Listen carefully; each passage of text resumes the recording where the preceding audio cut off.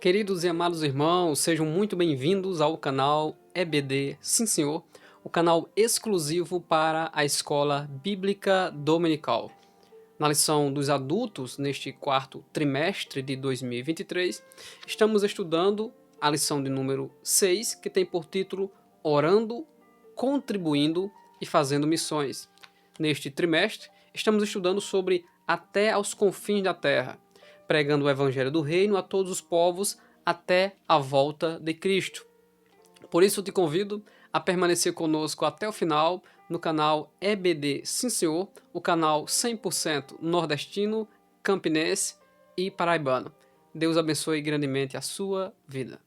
Nesta lição, nós veremos o que é orar no Espírito, o que é orar sem cessar, o que é suplicar a Deus. Nós continuaremos abordando a lição da maneira que nós fazemos, fazendo uma exegese da leitura bíblica em classe, depois uma análise do conteúdo e dos tópicos da lição para conferir a coerência bíblica e teológica. Também iremos expor o conteúdo proposto pela lição e, por fim, iremos fazer uma aplicação na nossa vida, como nós podemos usar esse conhecimento adquirido nesta semana para aplicar no nosso dia a dia.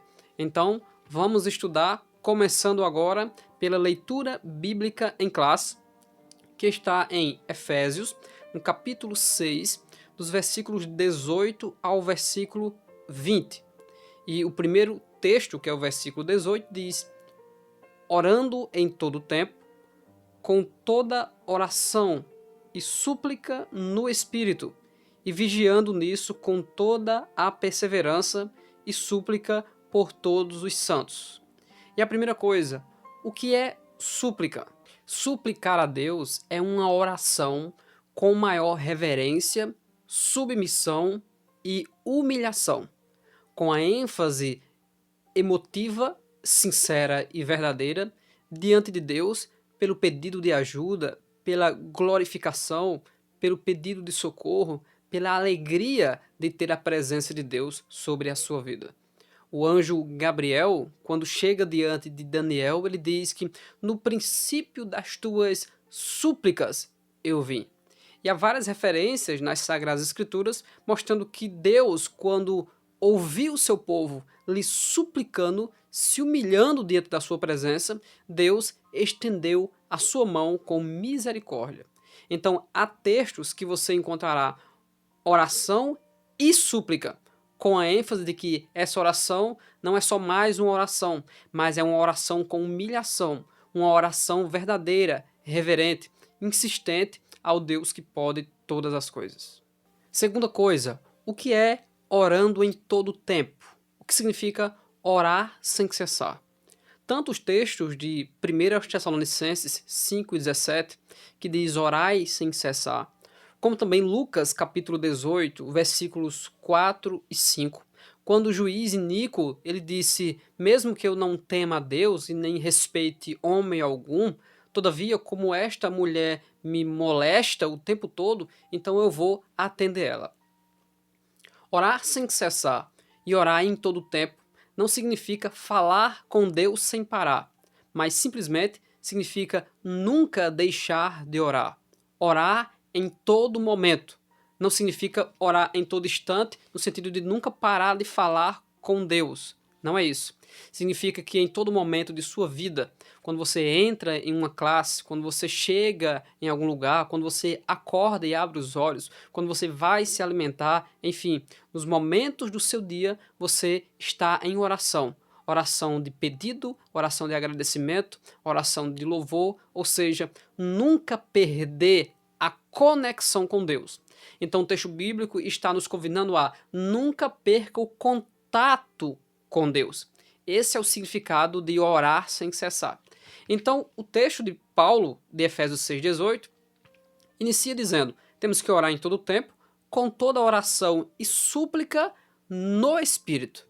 Então, o que significa orar no Espírito? Orar no Espírito significa uma dependência na condução do propósito da oração e também ter fé em que o Espírito Santo está trabalhando por nós naquilo que nós estamos apresentando a Ele. É aquilo que tanto Paulo como Pedro e o Senhor Jesus Cristo nos ensina a colocar diante de Deus todas as nossas ansiedades, tudo aquilo que está dentro do nosso coração, porque Deus tem cuidado de nós, buscando primeiro o reino de Deus e a sua justiça, e essas coisas que Mateus 6 fala que são as coisas necessárias para se viver, Jesus Cristo vai nos acrescentar, porque Ele cuida muito bem de nós. Então a Bíblia é enfática e a explicação é simples. Não perca a conexão com Deus, porque quem cuida de nós é Deus. Então Paulo continua o versículo 18 dizendo que temos que vigiar com toda perseverança nisso. Vigiar em quê? Em orar em todo o tempo, em orar com súplicas diante do Senhor e orar no Espírito, na direção e na dependência do Espírito. E orando e suplicando por quem? Ele diz, por todos os santos. Então Paulo está pedindo oração pela igreja. E depois ele detalha qual o objetivo desta oração. Porque ele está pedindo oração para a igreja e não só para a igreja. O versículo de número 19 diz, e por mim, a continuação, e por mim, para que me seja dada, no abrir da minha boca, a palavra com confiança, para fazer notório o mistério do Evangelho. Nesse texto do versículo 19, Paulo nos explica três coisas importantes. Primeiro, o pedido de oração do líder à sua igreja. Segundo, para que Deus me conceda no abrir da minha boca a palavra. Mas, ele diz o detalhe, a palavra com confiança. E a terceira coisa, para que seja notório, para que ele exponha o mistério do Evangelho. Então, existe a dependência de cada um de nós, que, como somos um corpo no Senhor, somos interdependentes por meio dos dons, por meio da comunhão e por meio do amor. Nós precisamos interceder uns pelos outros. O missionário, o pastor, o pregador, o servo de Deus em geral, ele precisa da oração dos santos, precisa da oração da igreja. E não é só nessa oportunidade que Paulo pede oração. Ele sempre está dizendo que ora e também sempre está pedindo oração. Não que ele não ore, mas que ele sente a necessidade de que, para que a comunhão esteja vivo, estejamos sempre intercedendo uns pelos outros. O pedido específico de Paulo é para que no abrir da minha boca me seja dada a palavra com confiança. E aqui precisamos explicar uma coisa muito importante. Muitas pessoas usam esse texto e outros dois textos, como Salmo 81, verso 10, abre a tua boca e encherei, como também Lucas, no capítulo 12 e versículo 12, quando Jesus diz que quando estiverem diante deles, não necessitais de se preocupar com o que haver de falar, porque o mesmo Espírito vos dará aquilo que vocês precisam falar no momento exato. As pessoas usam esses textos para dizer que não há necessidade, e por causa disso influenciar a igreja de maneira equivocada e errada, que não há necessidade de preparação para ministrar a palavra, para pregar ou ensinar a palavra de Deus, porque na hora Deus te encherá, ou seja, Deus lhe dará aquilo que você precisa falar. Ou seja, o Espírito ele é espontâneo, ele nos deu dons espirituais, mas o obreiro ele não tem do que se envergonhar, ele maneja bem a palavra da verdade e a preparação do obreiro é uma preparação contínua, não é um curso, é uma preparação contínua, crescendo na maturidade, no entendimento e na sabedoria, para que a igreja seja capacitada a promover e continuar a obra do Evangelho. No contexto do Salmo 81 e verso 10, esse abre a boca é ouve Israel e põe a minha palavra dentro de você para não pecar contra mim. Você confere isso no próprio contexto, que é muito fácil, uma leitura fácil de Salmo 81, a partir do verso 8, você vai compreender que o que Deus está falando aqui, o povo abra a boca, se alimente da palavra para não se apartar da presença de Deus.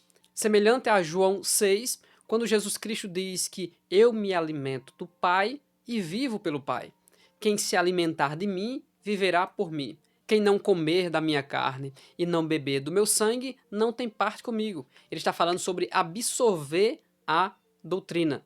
Em Lucas 12:12, o Senhor Jesus Cristo está dizendo que você não precisa se justificar diante do sinédrio e diante dos perseguidores, porque o que você faz já lhe justifica, que é expor o reino de Deus. Então não se preocupe em se defender, porque quem vai te defender sou eu. Toda ferramenta preparada contra ti não prosperará. Está falando nesse sentido, não no sentido de capacitação para fazer ou realizar algo, porque a Bíblia sempre está promovendo o preparo, o conhecimento e uma mente saturada, cheia da palavra de Deus.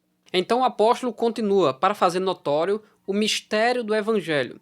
E aqui eu quero indicar um vídeo do nosso canal principal, Bíblia de Fato, que nós falamos sobre o mistério na Bíblia. Às vezes em que a palavra mistério aparece na carta de Paulo aos Efésios, aproximadamente 5 vezes, e qual o significado da palavra mistério. Então te convido aí nesse vídeo também e absorver esse conteúdo. Vou deixar aqui nos comentários para você também acessar esse subsídio e descobrir o que significa o mistério do Evangelho, quando a Bíblia Sagrada usa esse termo. Depois, o último versículo dessa leitura bíblica em classe, que é o versículo de número 20, quando Paulo diz: pelo que sou embaixador em cadeias, para que possa falar dele livremente, como me convém falar. Veja o caráter do pedido de Paulo em relação à palavra. Ele pede para, quando abrir a boca, Deus lhe dê uma palavra com confiança. Deus lhe dê uma palavra de fato, uma palavra do Evangelho, uma palavra que atraia as pessoas para Cristo. Então ele não está dizendo que ele não se prepara para falar sobre o mistério, porque Paulo é aquele a quem o próprio Deus revelou o que é o Evangelho, o que é a igreja, para que ele explicasse aos gentios. Mas Paulo simplesmente está pedindo que essa palavra seja uma palavra veemente, forte, com confiança para fazer notório o mistério do Evangelho. E ele continua dizendo: eu sou embaixador em cadeias, para que possa falar livremente. Então eu quero que Deus me dê destreza no falar e quero que Deus também me dê a oportunidade de estar livre para pregar o Evangelho, de ter a oportunidade de ir mais além na pregação do Evangelho. Só que ele se intitula de embaixador em cadeias. Então Paulo está dizendo: eu estou preso, mas eu quero falar dele livremente, como me convém falar.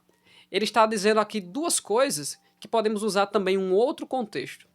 E que contexto é esse? 2 Timóteo, capítulo 2, versículo 9, Paulo diz: pelo que sofro trabalhos e até prisões, como um malfeitor, mas a palavra de Deus, ela não está presa.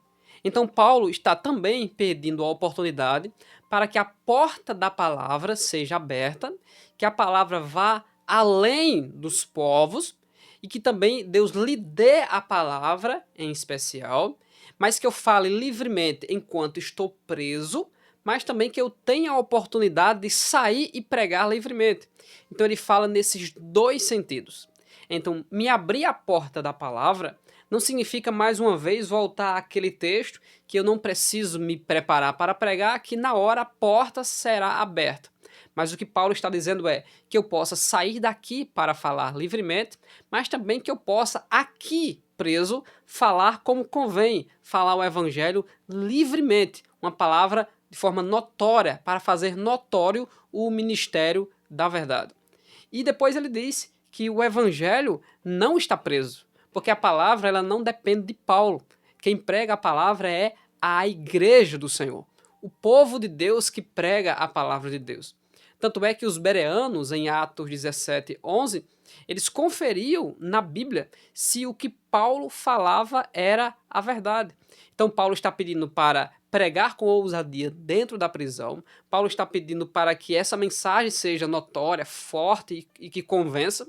E, se possível, que Paulo também saia para pregar o evangelho. Todavia, a palavra, a mensagem, ela não está presa enquanto Paulo está preso.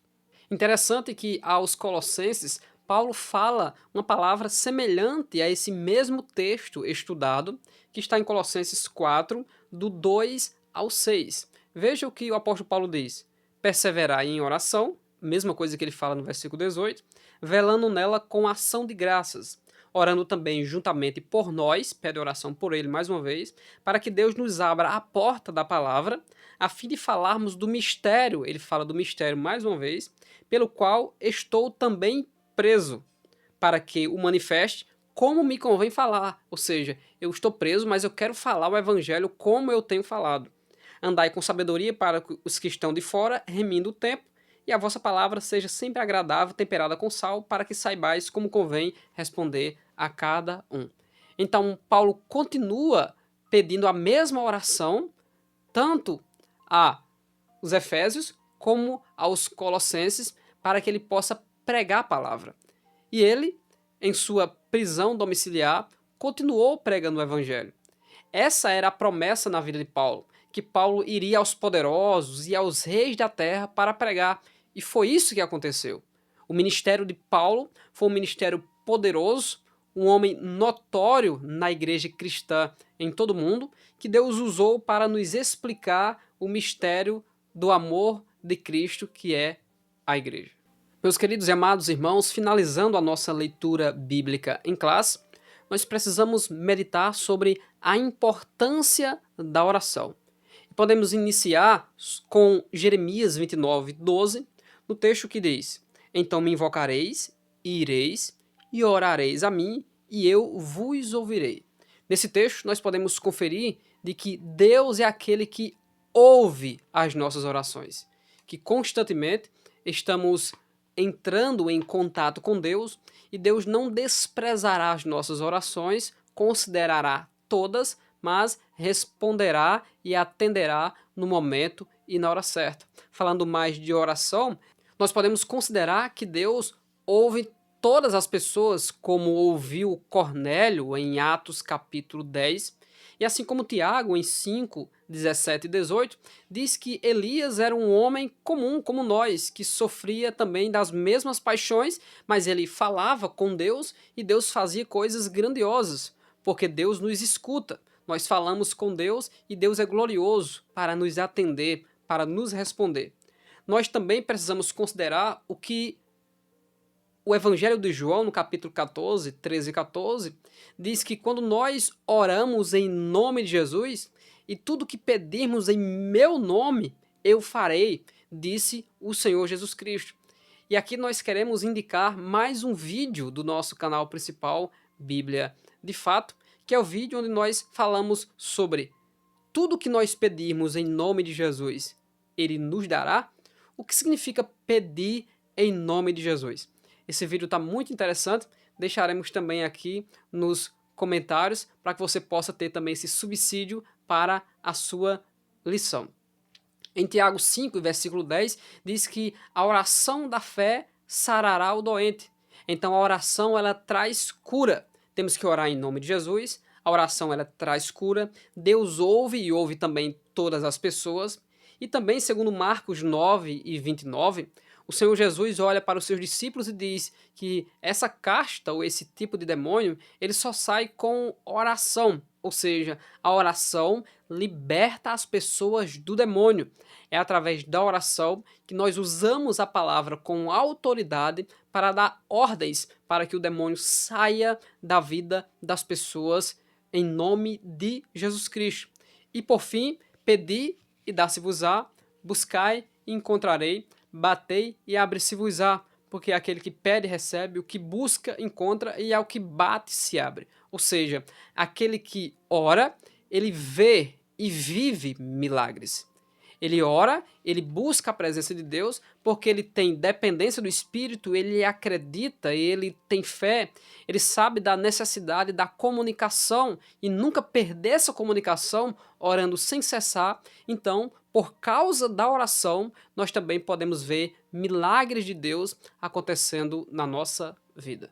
E a lição ela distribui o conteúdo em orar, em contribuir e atender o ide do Senhor em ir fazer as missões. Então a disciplina de estarmos sempre orando pelas missões também nos capacita para fazer as missões e também nos dá ousadia e coragem para pregar a verdadeira palavra de Deus. Dentro disso, nós podemos aqui, segundo a lição, definir duas finalidades da oração na obra missionária. E a primeira que podemos destacar é interceder pelo avanço da obra. Em Mateus 16, quando Jesus Cristo diz que as portas do inferno não prevalecerão contra a igreja, e aqui nós temos um vídeo específico que nós falamos sobre isso também no canal Bíblia de Fato, ele simplesmente está dizendo: a idolatria que está estabelecida aqui na cidade de Pânias, na cidade do deus Pan, essa idolatria ela será varrida pelo avanço do evangelho. Então, quando nós oramos para o avanço da obra de Deus, aquilo que o diabo coloca como impedimento, isso não prevalecerá contra o avanço da igreja. As portas do inferno não resistirão à marcha da igreja, porque será estabelecido em todo lugar de idolatria corações que se submetem ao evangelho, ou seja, crentes.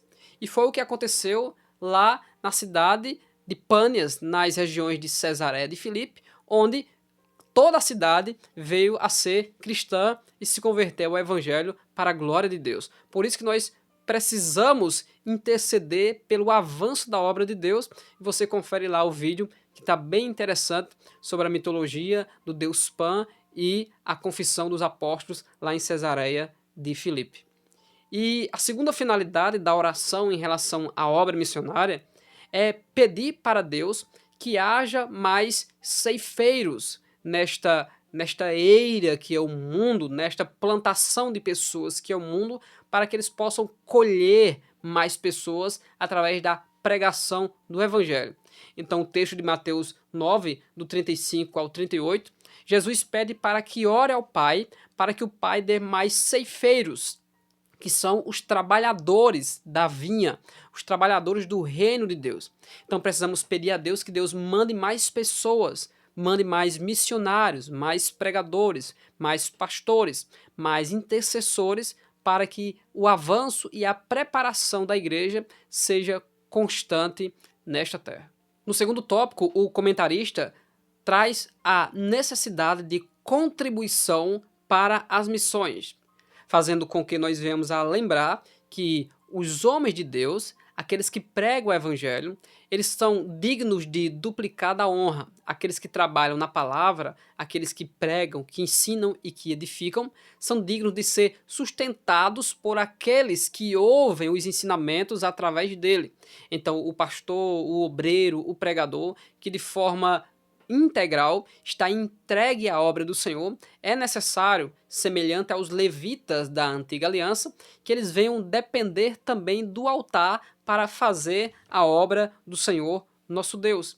E quando nós cumprimos isso, nós também estamos cumprindo o código de ética cristão e se cumpre aquilo que a lição promove, que contribuir para missões é ajuntar tesouros no céu, não que nós ajuntamos tesouro no céu apenas quando ofertamos alguma coisa, não é nesse sentido, mas o contexto lá diz que nós precisamos dar esmolas, dar qualquer que te pedir, precisamos ajudar, precisamos buscar o reino de Deus, buscar as coisas que vêm do alto, anunciar o Senhor, ser sal e luz neste mundo, e com isso estaremos sim ajuntando tesouros no céu, onde a traça e nem a ferrugem consomem. E por fim, o segundo tópico sobre a questão das contribuições, ele diz que contribuir é um privilégio. De todas as maneiras, é um privilégio nós fazermos a obra de Deus. O próprio ministério de Jesus Cristo, conforme Lucas 8, 2 e 3, tinha contribuição financeira, em especial das mulheres ricas, que seguiam e que serviam ao Senhor.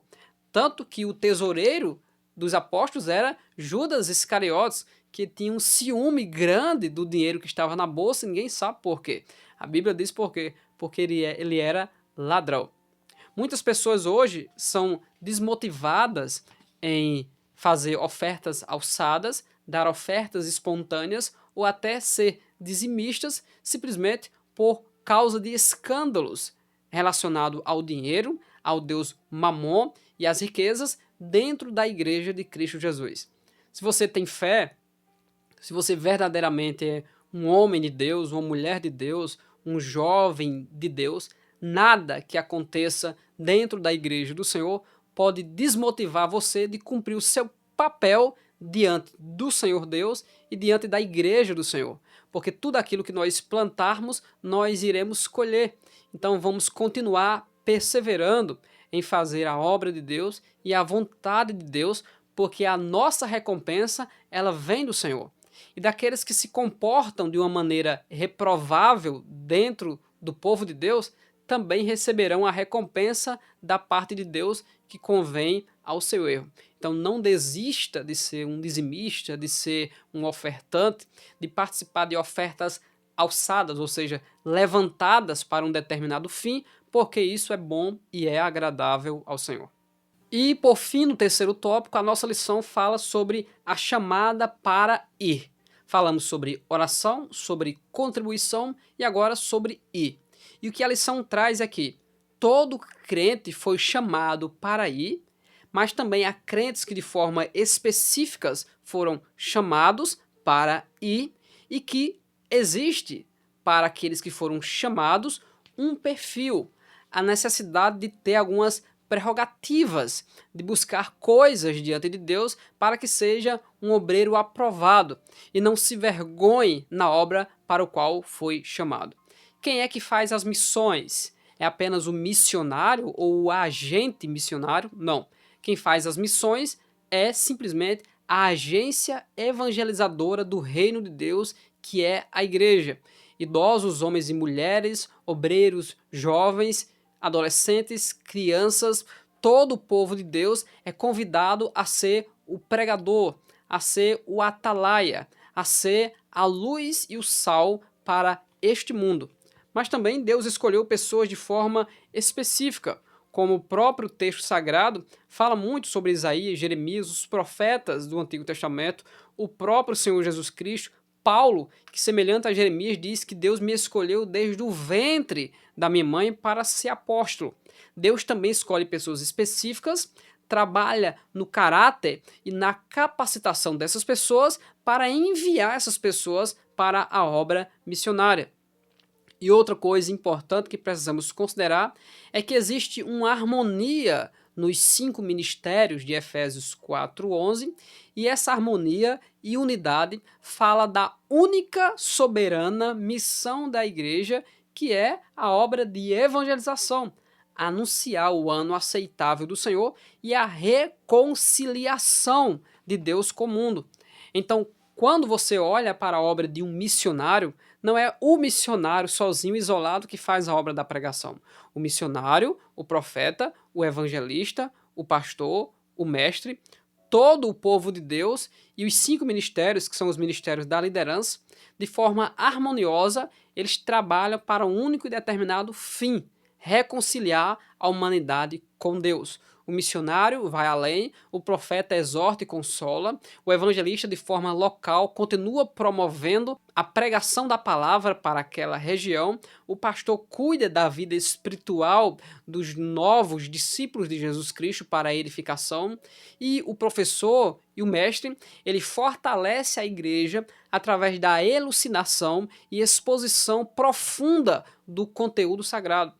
Então, todos estão trabalhando para o crescimento e o avanço da obra de Deus.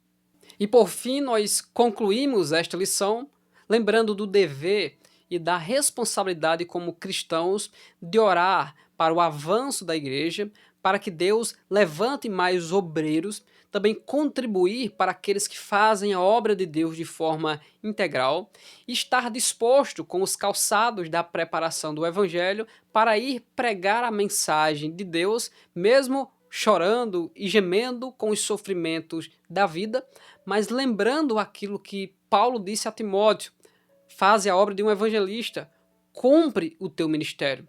Mesmo em meio às aflições, Timóteo não poderia deixar de anunciar e de pregar a palavra de Deus, porque para isso nós fomos chamados. E esse conteúdo nós podemos aplicar na nossa vida, principalmente e primeiramente na nossa vida pessoal, em que nós não podemos deixar de perseverar na oração, não podemos deixar de ajudar e também precisamos tomar consciência de que precisamos falar do amor de Cristo para as pessoas e dizer para aqueles que nós conhecemos: Jesus continua salvando, a igreja continua avançando, a obra da evangelização é gloriosa, as portas do inferno não conseguem atrapalhar, porque Deus estabeleceu essa reconciliação dele com a humanidade e tudo isso vai se cumprir porque a igreja está avançando e, como disse Jesus, a igreja é minha e as portas do inferno não prevalecerão contra ela. Deus abençoe grandemente a sua vida no nome de Jesus. Muito obrigado por estar conosco aqui no canal EBD Sim Senhor, estudando mais uma das lições da Escola Bíblica Dominical. E para a semana nós estudaremos a responsabilidade da igreja com os missionários. Continuaremos falando sobre essa responsabilidade que a igreja tem de forma mais específica com os homens de Deus que vão para as missões transculturais. Não se esqueça de se inscrever no canal EBD Sim Senhor, de visitar o nosso canal Bíblia de Fato e de deixar o seu comentário aqui, o que você achou desta aula de hoje. Deus abençoe a sua vida no nome de Jesus.